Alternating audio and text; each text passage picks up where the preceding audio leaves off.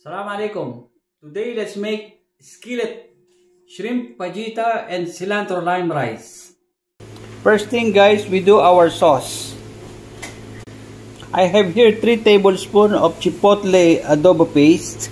We will mix it with 2 tablespoons of olive oil, coriander powder,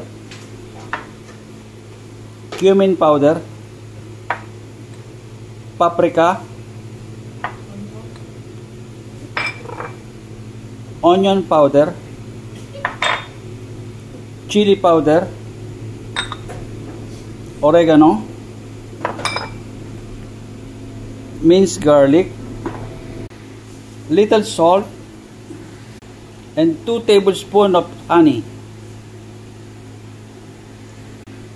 We will mix it guys until well combined. And after mixing, we will going to set this aside for later use. Here I have 1 pound of shrimp, deboned and pat dry, onion slices, red capsicum slices, and green capsicum slices. We will mix them all with your clean hands and put it to our hot skillet. Saute it for about 5 to 6 minutes. To our hot skillet, we drizzle a good amount of olive oil. Now we add our veggies and saute for about 5 to 6 minutes.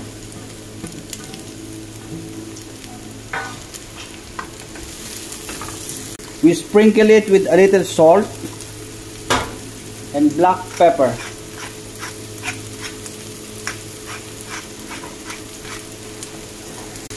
We toast it nicely guys and put it in one side.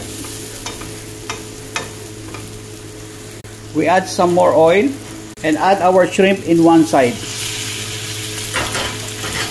Just cook it until it turns on pink color. Now we toast them together, shrimp and the veggies. And it's now time to drizzle our sauce guys that we made earlier. Mix well together until well combined. And this is now our shrimp fajita. Now time for assembly. Now here's our skillet shrimp fajita with cilantro lime rice, served with wedges of lemon and a little yogurt beside. Enjoy guys, I hope you like it.